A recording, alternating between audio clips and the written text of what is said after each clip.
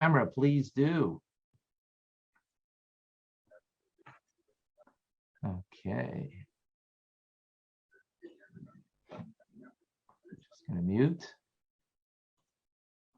Whenever you have a question, feel free to ask. Good Tavach Shavua Tov, everybody, and welcome. As we continue a journey, a weekly journey, the Torah portion, and how it can live in our lives. So this Parshah is the one that brings a final, nail in the coffin, as it were. 40 years that the Jews are going to have to stay in the desert. And these people went out of Egypt are not going to be the same people that will go into Israel. They will die out in the desert. Why?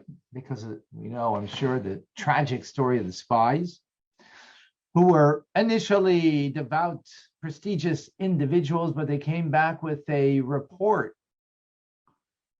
of giant men, humongous fruit, and caused a great cry and a wail amongst the Jewish people. That's it. They're not going to be able to go into the land. But there were two good men left, Joshua, and Caleb. They didn't get swept away. Let us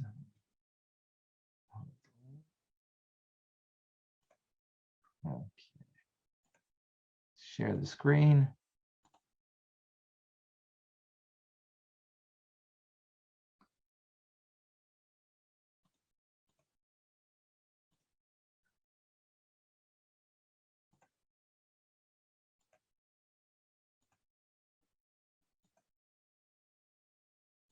Okay. Let us look in this week's Torah portion in some of the nuanced response of Joshua and Caleb. So Joshua, the son of Nun, and Caleb, the son of Yefuneh, who were among those who had scouted the land, tore their clothes in mourning.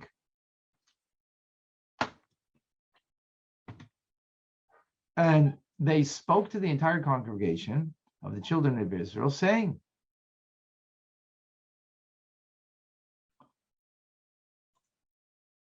what did they say? The land we passed through to scout is exceedingly a good land. If God desires us, he will bring us to this land and give it to us, a land flowing with milk and honey. But you shall not rebel against God, and you will not fear the people of the land, for they are as our bread.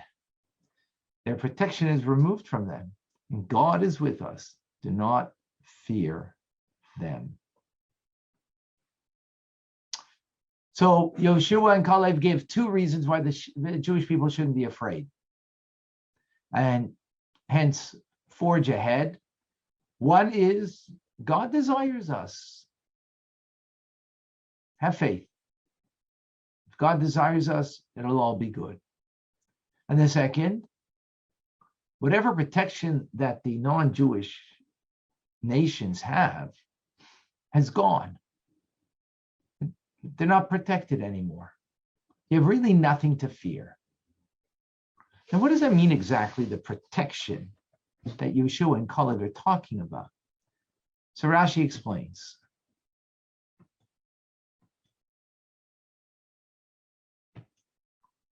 Their protection is removed from them, quoting the verse, their shield and strength, their virtues, their virtuous ones have died, namely Job, who protected them. Another interpretation, another explanation gives Rashi, the shade of God has departed from them. Okay, so that's clear. Job, a righteous individual, he, a non-Jewish righteous person, protected them, but he died. And as we know, the righteous are a protection for the people. But now that he's gone, so their protection has been removed. That's the first explanation, and that makes sense. We get that. What does it mean the shade of God has departed from them? What does that mean? So when a person casts a shadow, whatever he or she does directly impacts what happens to the shadow. So likewise, the heavenly shade means that my actions matter, right? I'm creating from what I do a shade. So they command God's attention and trigger a reaction from God.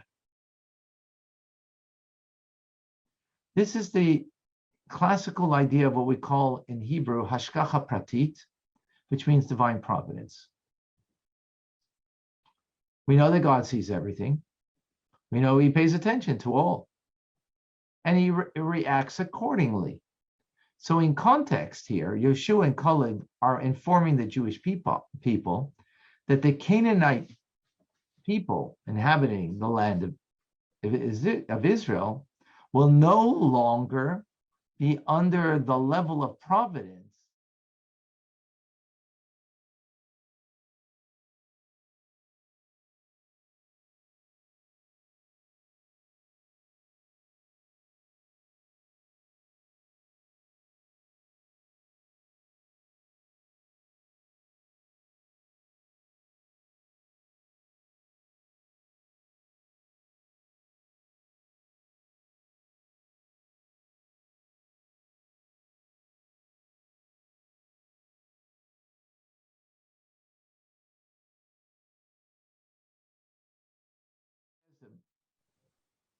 the verse in Psalms. King David says, God is your guardian. God is your shadow. He is by your right hand. So the Baal Shem Tov explains, what does that mean? The explanation of the words, God is your shadow. God conducts himself with humans as a shadow. Just as whatever a person does is mimicked by their shadow, God mimics what a person does, treating them as they behave. And in the words of the Rebbe, in this week's Sikha, the explanation for God's shadow is that a person's actions trigger a reaction on high that mimics our actions. God's shadow vis-a-vis non-Jews means this: God doesn't withhold reward from any creature, and as such, their actions also trigger a reaction from on high. Something is bestowed upon them. In other words, when they do a good deed, they're given reward, and when they commit a violation, a reaction on high is meted out that mimics their action. If it was a violation, then the reaction is likewise destructive, a punishment.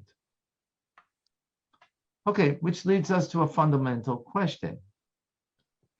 If that's the case, that we're talking about God's providence over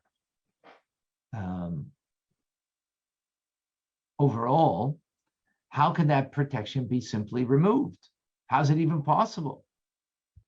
Doesn't God know intimately what's going on in everything of creation? So what does it mean he's removing his shadow, which means he's removing that cause and effect? How do we understand that? Now, when you say that the protection is hinged on righteous people, that they, in their merit, bring protection to others, that we get. When they pass away and there aren't righteous that remain, so then we understand. De Torah del rabino el que enseña Tanya. Oops, 1 second. Just,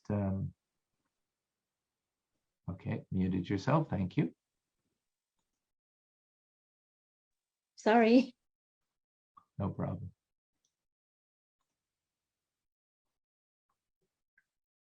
No problem.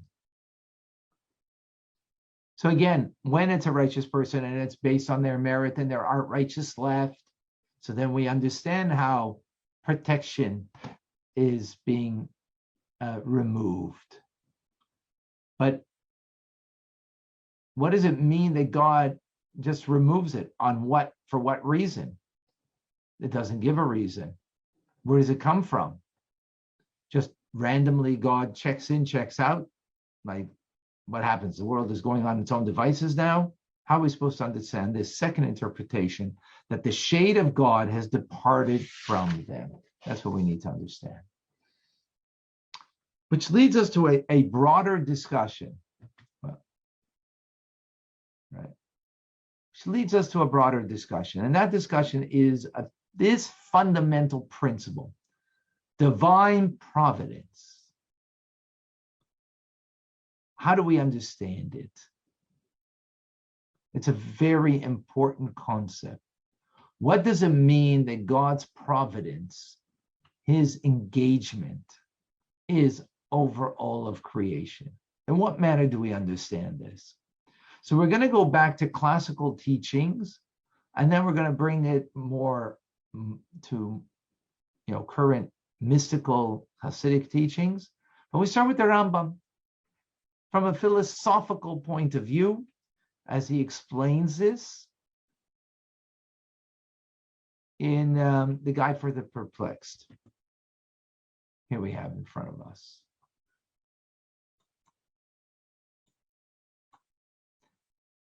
In a lower or sublunary portion of the universe, divine providence does not extend to the individual members of species, except for in the case of mankind. As regards all other living beings, and certainly as regards plants and all the rest of earthly creatures, I do not believe that it is through the guidance of divine providence that a certain leaf drops from a tree, nor do I hold that when a certain spider catches a certain fly, that this is a direct result of a special decree and the will of God in that moment. In all of these cases, the action is, according to my opinion, entirely due to chance. My opinion is based on the fact that I have not met in any of the prophetical books with description of God's providence otherwise than in relation to human beings.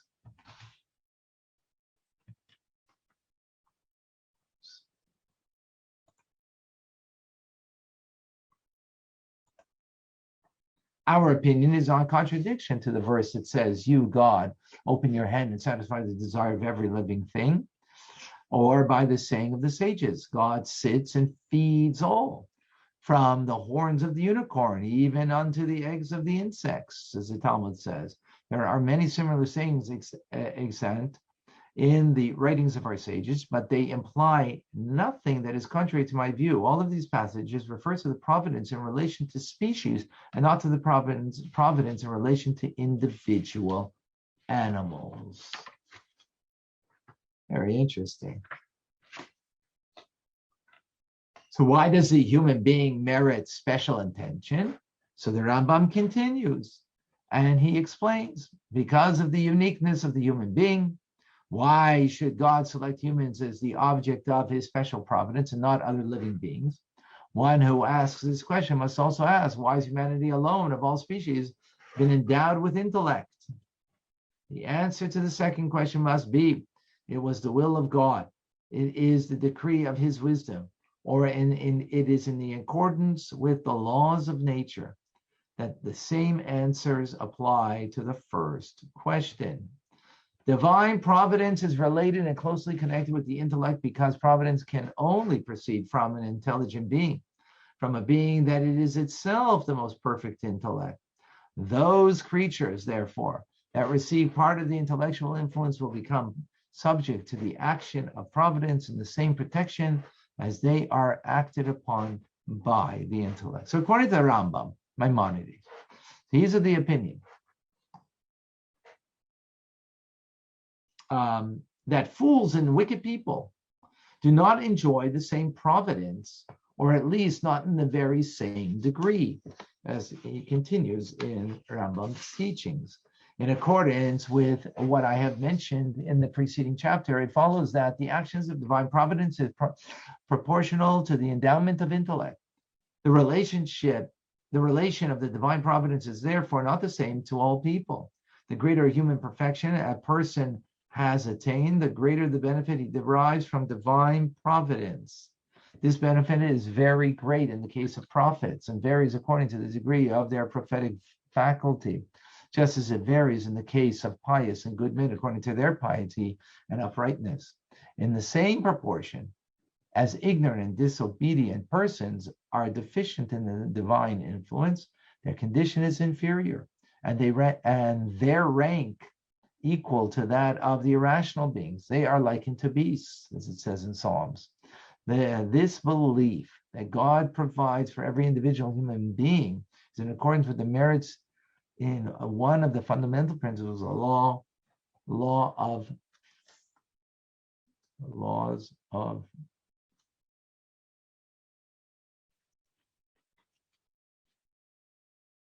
founded. The laws founded, rather. So, what is he saying? Rambam isn't saying that we are, that God's not aware of what's going on, right? To the minor details, to the extent that we would be independent beings. No, the Rambam emphatically declares that all existence, aside from the Creator, from the first form down to the small mosquito in the depths of the earth, came into being from the influence of his truth. Since he knows himself, he recognizes his greatness, beauty, and truth. He knows everything, and nothing is hidden from him. So Rambam repeats this truth in the middle of the discussion about divine providence. So understand thoroughly about my theory that I do not ascribe to God ignorance of anything or of any kind of weakness. So what does this mean? If ultimately God is aware of everything that happens, so why is he making a distinction between humans and their intellect and other creatures? And even amongst humans, he's saying the prophets, divine providence is much more there, great people of intellect, pious people, much more so, whereas the fool and the ignorant, the providence of God is not granted on the same level. So what we need to explain here is we're not talking about God's awareness. He's aware, as he said, of even the small mosquito in the middle of the universe. Why? Because he's aware of himself. But what he means here is attention. He's aware of a blade of grass. But it doesn't matter. It's not important. He doesn't give it the attention. God won't intervene there. That goes on autopilot, the way the Rambam is explaining. But this is the Rambam's teachings. We're not finished. So, almost 1,000 years ago. Let's take a metaphor. A director of a movie. He's got a scene that's set with the main actor has a singing role in this scene. And in the singing role that he's giving the main actor a concert, there's a lot of people that are called extras, right? Hollywood, extras. Hundreds of people that are there in the scene. How much does the director pay attention to the details of those people, the way they're dressed, and all details? Not the same way as the actor. The actor has to be wearing the exact right clothing. The mood has to be right. The makeup has to be perfect. All the skills set, ready to go, because there he gives his great attention. Is he aware of a certain extra that might be not exactly perfectly, dressed? Doesn't matter. What really matters is the star of the show. So the same thing is over here. God is aware of the entire universe. He knows everything because he knows it from himself. He's only paying real attention to humanity. So what does that mean? What does it mean to pay real attention?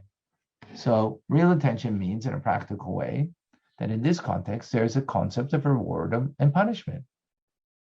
In other words, if there's merely just being aware of something, that this blade of grass is growing, and not paying particular attention to it, right? So there's nothing positive or negative about it. It doesn't trigger a reaction, a consequence. There is no reward and punishment. It doesn't come into play. Human beings, on the other hand, because God pays attention to them, they're important, means what they do have a consequence. Therefore, there can be a concept of reward and punishment.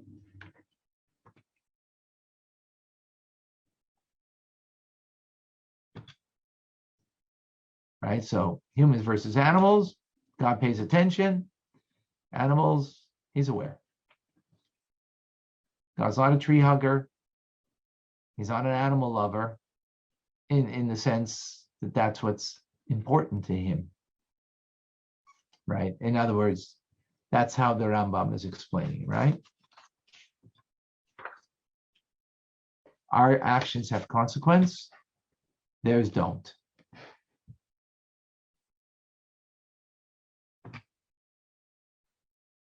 Sefer Yikrim explains, inasmuch as God's knowledge embraces everything that exists and happens in the world, and nothing great or small is hidden from him, he necessarily knows the animals, but he takes no notice of them individually to reward or punish them for their deeds. He provides for the individuals as part of the species, which he preserves, and no more. So what's a practical difference? So say you have one elephant in a herd of 1,000, right? And one of them is sick, and it spreads to the other 1,000.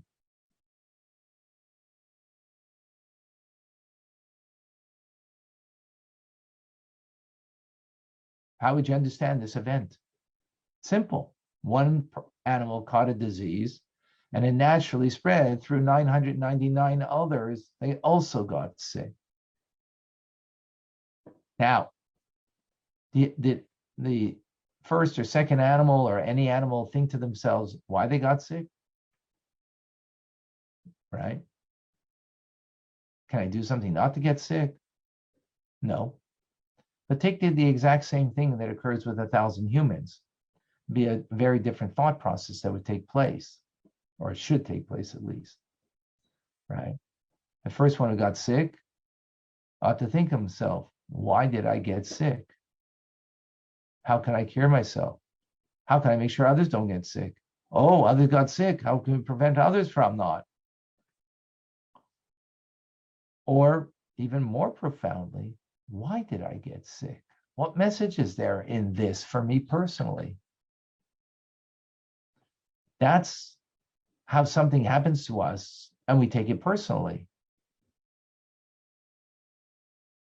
That's not happening, not in the inanimate world, not in the vegetation world, and not in the animal kingdom. That's the uniqueness of the individual attention that we as humans have, and the reason why we have it because of the unique intellect that we have, and therefore God considers that which happens to us something that is of value, important, has consequence, can be examined intellectually, which just seems to be a perfectly natural explanation that we can make on this understanding. This is what the Rambam says in Mishnah Torah. When a difficulty arises and people cry out to God and sound the trumpets, everyone will realize the difficulty occurred because of the evil conduct, as it says in Jeremiah.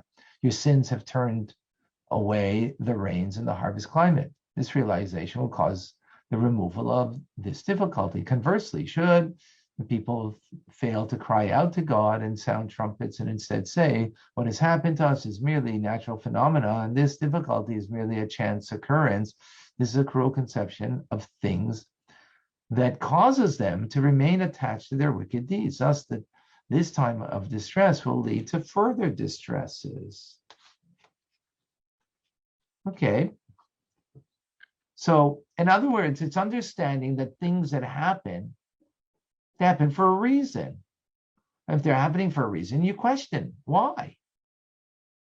You could look at it as a natural phenomena, and it didn't happen for a reason. It's just nature taking its course. But that's the way the animal kingdom is. But that's not the way the human beings should be. And when we act that way, then we'll bring just more distress upon us because we're not going to fix anything in our ways, right? Now, okay, so where do non-Jews fit into this picture? Right? Do they enjoy this individual providence? So this is where things we need to have a clarity. So the Rugged Shavar explains that the verse states that you, God, said to me, buy yourself the field. Behold, I am the Lord, the God of all flesh. And Nebuchadnezzar shall capture it. In other words, there's divine providence over non-Jews. They too are included in divine providence. So, without getting into the whole background of the story over here, God commanded Jeremiah to purchase a field, and it got ransacked. And so Jeremiah the prophet asked God, "Why did you tell me to purchase?" And look, they came and took it away. So God says, "I'm the God of all flesh, and I sent them. It's not random. I sent them. So don't complain." I'll be running fine. I have to go. It's medication and snack right now. Oh, okay. All right. No need to. Okay. But I enjoyed every moment of it. I swear to Okay. God, it was Thank you. one blessed Thank you. event. Thank you. You're God welcome. bless you. Thank you. Bye-bye. Have a great evening, Erato. Okay. Erev Tov. Take care. Bye-bye. Okay, thank you. Bye. So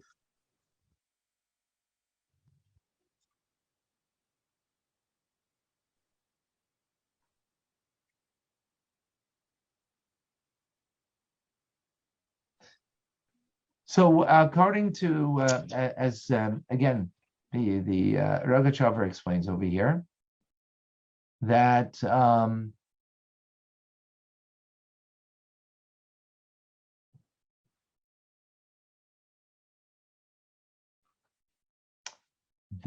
that there is divine providence over the non-Jews,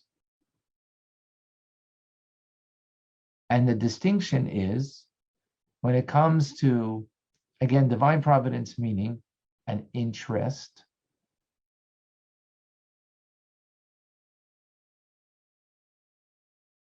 where the rest of creation, the Rambam is telling us that there isn't an interest in the particular animal, the particular tree, right? Why? Because in the end, they don't have the intelligence to choose to serve God or not to serve him. They don't have that intellect. They can't obey or disobey. So there's nothing particular about them that there is the divine intention or divine attention, rather. This is the Rambam. This is the way things were understood in classical philosophical teachings. Now, we're going to go ahead further and understand a different way to understand this concept based on the teachings of the Baal Shem Tov. And it's actually what we're learning in Shar Yichud Emunah now. for those who've been following the Tanya lately, you might be a little confused. I never understood things the way it was explained by the Rambam. We're actually going to see things a little differently now. Now, how could there be in such a fundamental thing, difference of opinions about what God is doing in divine providence? So the truth is, it's not necessarily as much a difference of an opinion, as much as, and this is something unique about Torah, is that Torah on one hand is carved in stone, right? And it doesn't change. There's only 10 commandments, not 11, that are in stone. And there's 613 altogether commandments, not 612 or 614. However, at the same time, Torah is fluid, meaning not that it changes the commandment, but we have deeper understanding of things as time goes on. So today we have a deeper understanding of what it means divine providence. Divine providence, hashgacha pratis, always existed. But our understanding of it has become greater with time. So the Rambam had an understanding, and in a sense, it was limited. How can we, if it's Torah, how's it limited? Because it's one of the areas in Torah that can become deeper and more profound in our understanding of it. So, for example, the mitzvah of tefillin, can't change. It has to be 4 compartments on the head and 1 compartment on the arm. But our understanding of the mitzvah can get more profound and deeper. So the same thing is when it comes to hashgacha pratis. When we're speaking about divine providence, God's engagement in the world, it can become deeper and more profound than it was previously. Because even though the Torah is carved in stone, at the same time, it's ever evolving. And this idea of divine providence is evolved.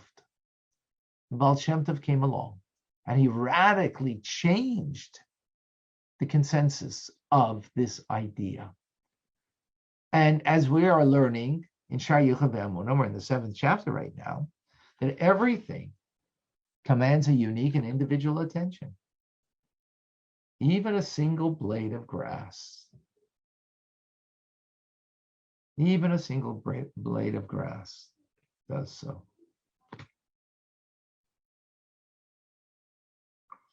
Writes Reb Pinchas of Koretz, teachings from the Baal Shem Tov, a person must believe that even a blade of grass lies in the ground by the dint of God, who decreed it to lie there.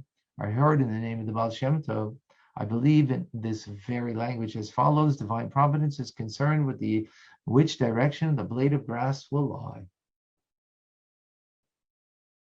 So right away, the Baal Shem Tov is shattering any kind of previous notion that there might be that there isn't divine providence to the most minute thing of creation. Everything is attached. Every action is integral to the overall purpose of creation. So not only is a blade of grass spinning in the wind by divine providence, the entire purpose of creation is only realized when the blade of grass spins in that particular manner. As the previous Rebbe explains to us. For example, a blade of grass may move deep in the forest or on top of a tall mountain or in the depths of the sea that no man has ever seen. Every movement of that blade of grass from the right, left, forward, backward for the entire lifespan of the grass is by divine providence, by God who ordained that this blade should live for this many years and move around at this frequency and for so long. What's more, every individual motion of that blade of grass contributes to the overall purpose of creation. The aggregate of all the myriads, indeed an infinite number of individual actions from the countless creatures distributed across the four taxonomies of inanimate, plant, animal, and human, fulfill the cosmic purpose of the entire creation. Wow. It's a question, how do we understand this exactly? I mean, the Rambam kind of made sense in a way. You know, how does a blade of grass express the greatness of God? I mean, maybe if you're a botanist and you put it under a microscope and you appreciate it, right? But, you know, for us common folk, what's so remarkable about it? What's so great about it? That should have the attention of God. And it's part of an integral part of creation. That God makes it spin this way, makes it go this way, makes it do that, whatever it is. So, Vilma, just give me a moment to see your hand is up. I just want to finish this thought, unless you have a question on what I'm asking. Yeah, just finish your thought because it's probably about that. Okay. Thank you. So, our problem is how we view God, and the challenge in how we view God. If we see him as only as a king, like metaphorically, I'm just taking a metaphor now, as king.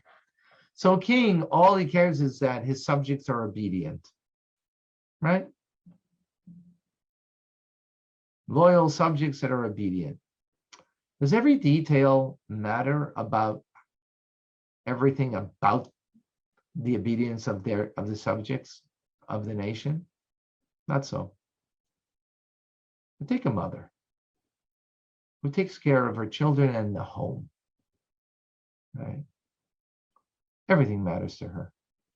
The colors of the walls, that the food has to be just right, that everything, even if it's just a small little nothing,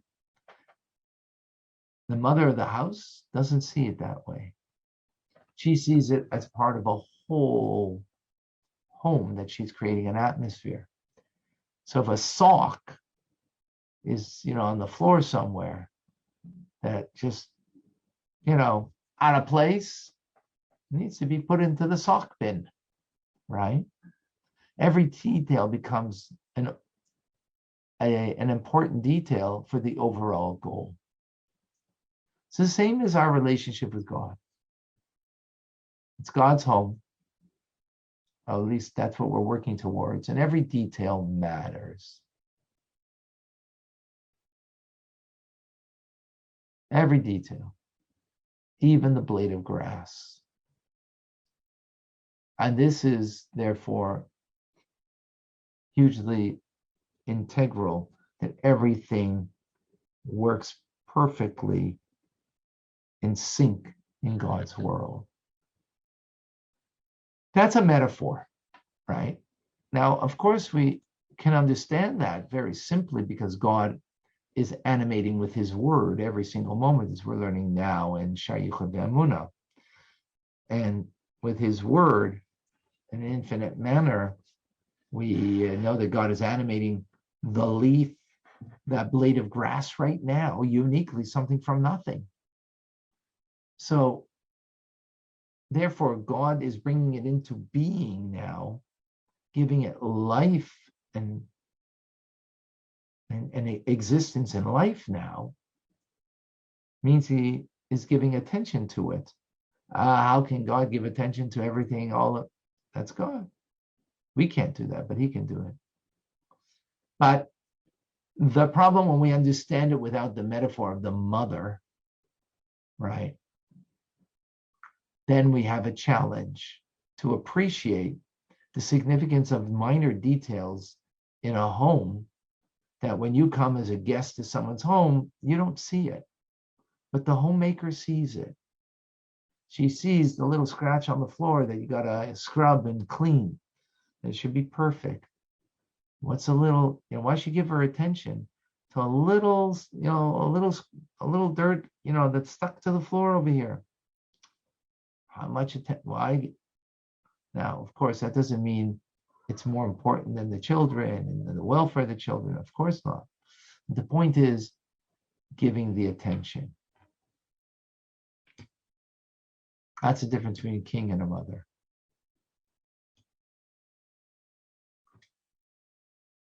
And when we want to make God's home, that's the idea over here, that every detail matters.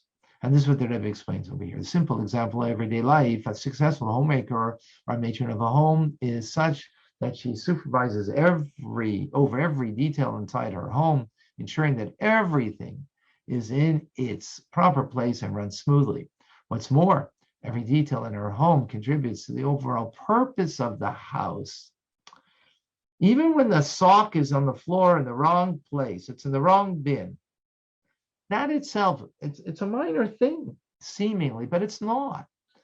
Because when you understand that every detail contributes to everything of the home, so the fact that it's in the wrong bin, it should be in this bin, not that bin, contributes something. What does it contribute? It contributes that everything needs to be in appropriate manner, place where it should be. Everything has value. Everything has a functionality. Nothing is for waste. And it can be said that nothing is in this house is missing. Neither is there anything extra, not serving the overall purpose of the home. Otherwise, it doesn't need to be there, right? If it is so with the running of a physical home, certainly it is so with the Creator and the Master Universe. Every tiny detail and event is by divine providence. What's more, every one of them contributes in some way to God's purpose for creation.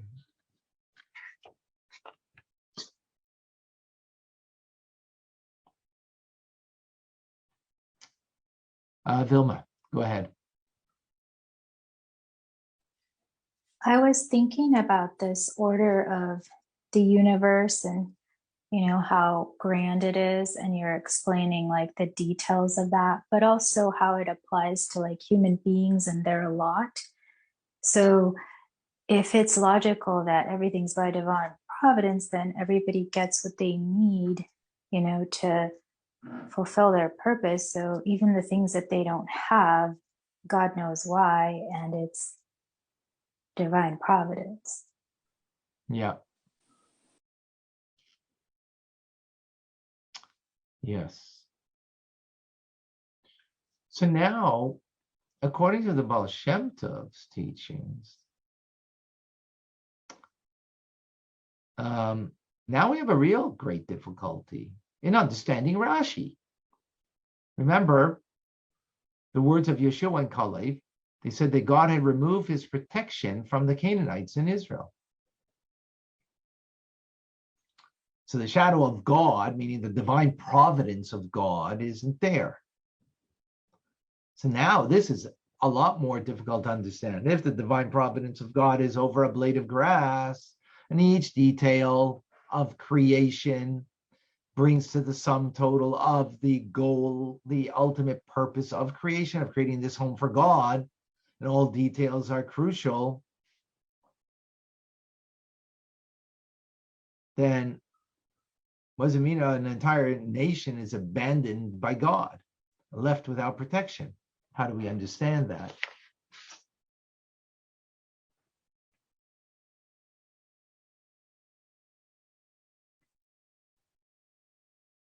So the way we need to understand it is as follows. It is true that God's providence is over a blade of grass. He's animating it at this particular moment in a manner that there's an attention paid to it because it fits to the overall purpose, no question. But yet there is a distinction between a blade of grass and the providence and a human being. Or even more so, shall we say, the Jewish people. There's a heightened level of divine providence. as the Rebbe says in the Sikha. According to Rashi's explanation, the non-Jews are under God's shade, which is consistent with Maimonides' position, that they are part of God's divine providence. That said, it is clear that divine providence is entirely unlike the divine providence over the Jewish nation. Not the same. In other words, the Jewish nation enjoys an additional level of attention from God. And that is not because of our greatness, because God chose us. In other words, regardless of what I might do today, or what the Jewish people might do, we are God's chosen. And because of that, the divine providence is in a different manner.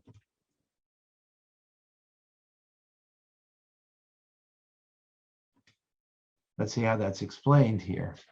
The divine providence over the Jewish people is not out of utility, rather it is simply because God chose us from all other nations. God desires and loves us with a love that transcends all reason and logic.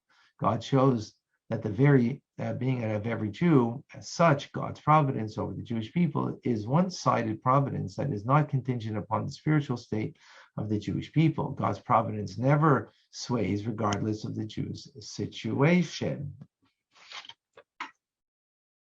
This one-sided and essential connection between God and the Jewish people is not limited to the overall nation. Rather, it is with every individual Jew. Each one is considered God's child. The bond between a parent and a child is absolute, as it does not flow from the rational explanations. Rather, it is simply that the child is the very flesh of the parent. Thus, even if the child rebels against their parents, the bond is not severed, for something is absolute and tied to the essence never simply expires. So it is with every individual Jew, that they are the child of their Father in heaven.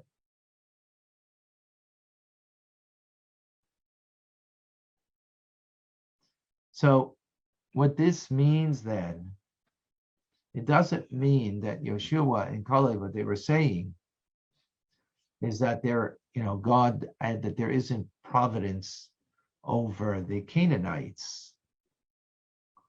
However, relative to the Jewish people, that's what Yeshua and Kalev are saying, we have a unique providence, and therefore there's nothing to fear. It's as if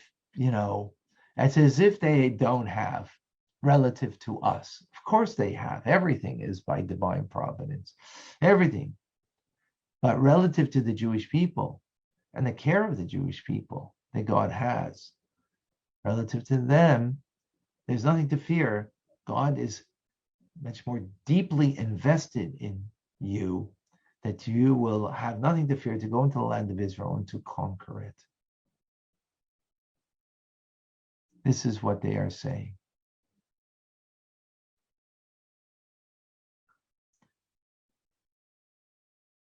And this is the meaning over here. Everything is part of God's plan. Everything needs to fit in to making this home for God. Yet there's, to the Jewish people and the individual Jew, the attention is so great. And because of that, because the attention is so great, they're vested with such a power that they need to be a light unto the nations. And because the greatness is there, that's why the expectation is much greater, and therefore, simple things that other nations would do, would not be anything a punishment to them, but to the Jew would be a punishment. They would be liable for it because of that particular attention that's being paid to them, that if they don't live up to it, so they create something more devastating in their very being, and liable for that even in a greater way than others, the nations of the world would be. But everything is part of that plan. And in that plan, there is gradations, difference between inanimate, vegetation, animal, and human. Each level, there's something more of value. But the divine providence that is there with a Jew is in order to give them, that God gives them the more attention, not that therefore we become more, it's like when you get more attention from a person, from a parent, you can become very haughty. And if you're a child, you can think, oh, I'm more special than my other siblings. Why? Because I get more attention. That's a child's view.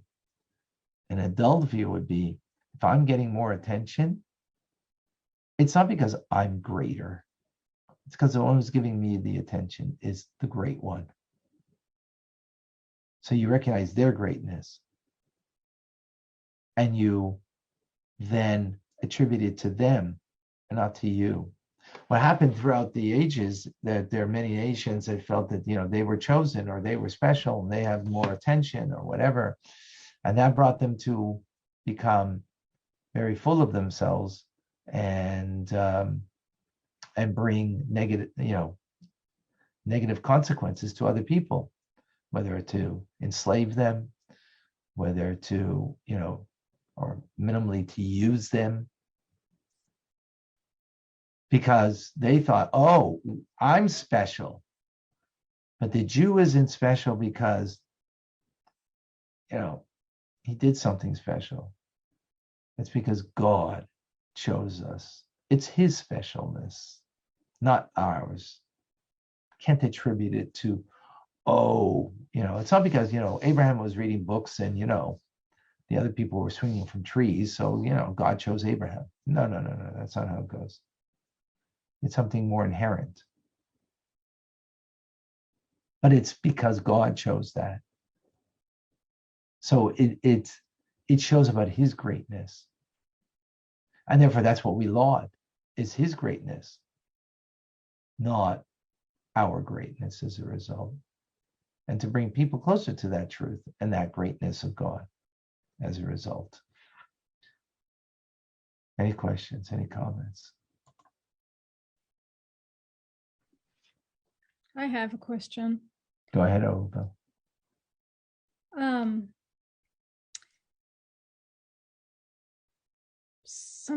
As I was hearing you kind of use the word special, for some reason it wasn't sitting well with me. And I don't know if it's because we as humans and the ego, whatever, I know we've personally experienced it and we see it in others, but the jealousy or why do you think you're special? Or, so this word of special, it can bring out the worst in us as well, like you said, where, we think we're special. And so anyway, I was wondering if it's more about not that we're special, but that he's chosen us to carry out a particular responsibility. It's like which is special and dear to him. Sure, but again, his all of creation, so I don't know. I'm not to argue anything. I was just, this. I know, no, I know that this is a sensitive topic. I get that, and it's what it means is that there is something unique about the Jewish people, and again, the uniqueness is not because, we were reading books and your forefathers were swinging from trees, and that's what, no. It's because God chose. It's his doing. So therefore, we don't attribute it to ourselves and go around. that's like, I mean, if someone does it, that's out of ignorance. Anybody else does that. Everybody else does that because they're attributing it to themselves. We're not attributing it to ourselves.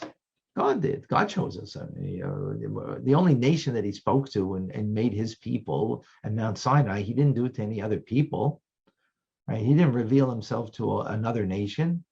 He didn't, say, okay, we're finished with you. I'm now revealing myself to another nation, no, where is his people? Made a covenant with us and finished.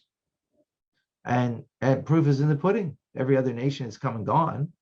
You don't have the Greeks of old, the Persians of old. You don't have the Byzantines or the Romans. None of those nations exist anymore, right? The Egyptians, any of those. Why not? Is because they weren't chosen. Right, to carry out. They weren't chosen by God. Whatever. I mean, we're chosen for a functionality, but the functionality comes as a result of the chosenness, not. Right. It wasn't chosen for a function. Oh, you don't do your function? That's it. You're not a good CEO. The board's getting rid of you. You're not a good lawyer. You're fired. You're not a good teacher. You're out. No, it's not that way with the Jewish people, because it's an inherent bond. And that's chosenness. That's beyond. It's not. If it was because of my qualities, I was chosen. So then when I'm lacking those qualities, I'm finished. I'm gone. Right. No, we weren't chosen. Right. But it's not because of our qualities. It's because God so decided. So I can't take credit for it. Right. It's not. I can't take credit. I scored 100. You scored, you got 70. So listen, what do you want? Of course you're not going to be chosen. No, I didn't score 100. Jews didn't score 100. Right. That's not why we were chosen, but we were chosen, and now this is what he continues This was our from function to do. But it's right. If we don't do it, we're still the Jewish people. Yes. He's very pained by it, very upset by it, right? Very much so. But it still didn't change our status. Right, and that's where his attention is. Like he's not going to get rid of us. No, that means greater attention. That doesn't mean there isn't attention to the non-Jewish people. There is. Right. More than there is to the animal kingdom. Right. More than the animals, more than there is to vegetation. So on and so forth. Right. Okay. Andrew. There was actually several years ago, it was on one of these social sites, and they were selling T-shirts. And it had all the nations, like a list of 10 nations from the Torah, and they were crossed out. And then it had Israel, and it said, "What don't you get?" Yeah.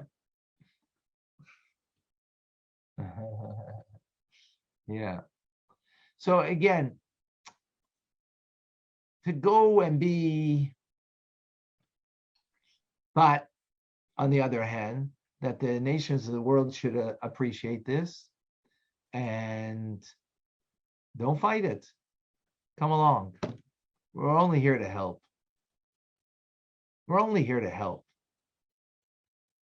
As so many of you know on a personal level, right? Chanel. I was going to add to the conversation that I'm a Gentile, and the way that sorry, my video's off. The way that I approach God is more humble, because I realize there's all these things I can't do and someone else has to do it. And so I'm like I'm rooting for you to do it. But then I'm like, also, I understand what she means by the special part, because you want to do it too, but you can't. Well, no, you do your part. You're doing what's right, and that's what humbles you, because you realize God has a hierarchy, and it's His hierarchy, and you do your part, and you let the Jews do their part. Right, and again, you know, anybody who ever had contact with the Rebbe, you know, never felt, you know, that if he was speaking to a non-Jew, oh, he was looking down at the non-Jew and speaking. Just as I don't, that's where the Rebbe didn't, because he's speaking to a non-Jew. What's therefore what they're not? Well, what do you mean? They're creating the image of God, and you need to respect that. So there isn't something to look down at, and you know that